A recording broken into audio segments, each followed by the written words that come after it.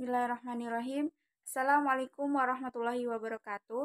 Kami dari kelompok 9 akan mempresentasikan materi tentang pendekatan interdisipliner dan pendekatan multidisipliner dalam penelitian keagamaan. Kelompok kami yang beranggotakan saya sendiri Hartini, kemudian yang kedua Huda Maulana Maharibi, yang ketiga Ima Siti Masitoh, dan juga yang terakhir ada Ina Safinatun Najah. Berikut adalah materi kami. Ya, untuk yang pertama adalah pengertian pendekatan interdisipliner dan juga pendekatan multidisipliner. Pendekatan interdisipliner adalah pendekatan dalam pemecahan masalah dengan menggunakan tinjauan berbagai sudut pandang ilmu serupun yang relevan atau saling berkaitan secara terpadu. Kemudian, pendekatan multidisipliner. Pendekatan multidisipliner adalah pendekatan dalam pemecahan masalah dengan menggunakan berbagai tinjauan sudut pandang ilmu yang relevan meskipun tidak serumpun. Pendekatan interdisipliner dalam studi Islam itu dapat dilakukan melalui beberapa cara. Yang pertama, studi Islam lewat pendekatan filsafat. Yang kedua, studi Islam lewat pendekatan sosiologi. Dan yang ketiga, studi Islam lewat pendekatan sejarah. Studi Islam lewat pendekatan filsafat misalnya ialah menjabarkan tentang iblis dan kontroversi penafsirannya, baik yang penafsiran klasik maupun modern. Kontroversi penafsiran tentang iblis dalam Al-Quran berawal dari rencana Tuhan untuk menciptakan dan mempersiapkan seorang khalifah di bumi, yaitu sebagaimana yang tercantum dalam Quran surat Al-Baqarah ayat 30-34. Untuk studi Islam lewat pendekatan sosiologi ini merupakan studi yang kedua ialah studi Islam lewat pendekatan sosiologi. Studi Islam lewat pendekatan sosiologi ini merupakan studi Islam dengan memahami sifat, perilaku, dan perkembangan sosial masyarakat. Untuk pendekatan yang ketiga ialah studi Islam lewat pendekatan sejarah. Pada abad ke-19 terjadi pergeseran kekuasaan, di mana runtuhnya kekuasaan Islam telah mengubah hubungan Islam dengan Barat. Pandangan umat Islam terhadap Barat dan tanggapan mereka terhadap umat Islam terhadap Barat dan tanggapan mereka terhadap kekuasaan dan gagasan Barat sangat variatif, mulai dari penolakan, kontrotatif hingga kekaguman dan peniruan. Selanjutnya, pendidikan Islam dalam pendekatan multidisipliner. Di sini ada 3, yaitu yang pertama pendidikan Islam dalam pendekatan sejarah, yang kedua yaitu adalah pendidikan Islam dalam pendekatan antropologi, yang ketiga yaitu adalah pendidikan Islam dalam pendekatan sosiologi. Oke, akan kita bahas satu persatu mengenai ketiga pendekatan tadi. Yang pertama yaitu adalah pendidikan Islam dalam pendekatan sejarah.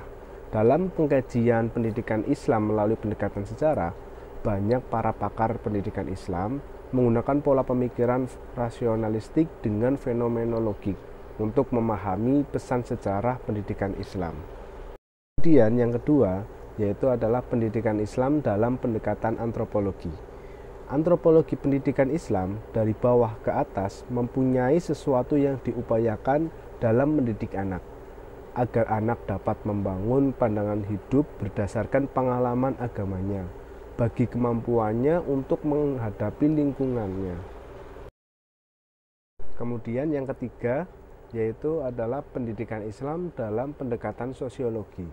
Sosiologi pendidikan diartikan sebagai ilmu yang berusaha untuk mengetahui cara-cara mengendalikan proses pendidikan untuk mengembangkan kepribadian individu agar lebih baik. Baik, selanjutnya materi yang keempat yaitu urgensi studi Islam interdisipliner dan multidisipliner yang dibagi menjadi 4. Yang pertama, perubahan format formalisme menuju substansial. Yang kedua, perubahan eksklusivisme menuju universalisme. Yang ketiga, perbaikan intern dan ekstern atau insider-outsider. Dan yang keempat, pengajian sekaligus pengkajian. Materi yang pertama yaitu perubahan format formalisme menuju substansial, yaitu perubahan yang dimaksud ialah Islam sebagai agama samawi dan suci, tidak hanya dipandang dari aspek legal, formal, atau hukum tekstual, atau lebih sederhananya hanya dipandang pada sisi halal dan haram.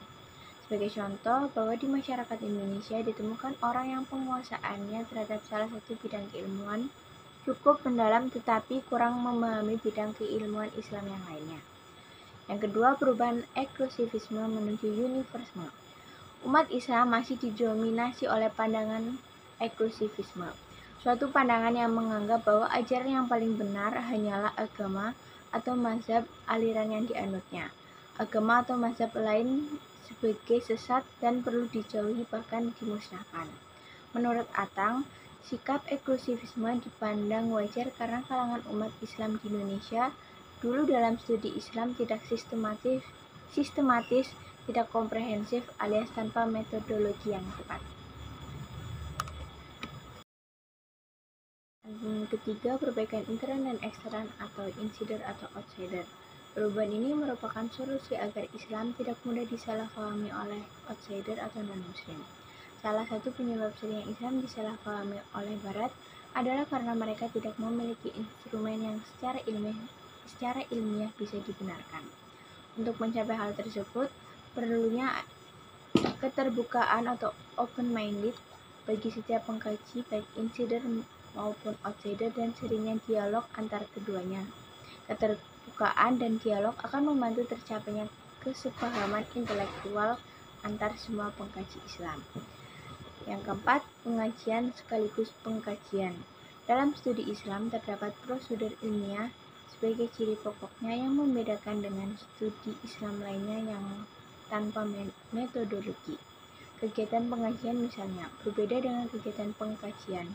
Pengajian adalah proses memperoleh pengetahuan Islam yang bersifat normatif, teologis, bersumber pada Al-Quran dan Sunnah yang dipahami berdasarkan salah satu pemahaman tokoh mazhab tertentu. Sekian, terima kasih. Sekian dari kelompok kami, kurang lebihnya mohon maaf. Wassalamualaikum warahmatullahi wabarakatuh.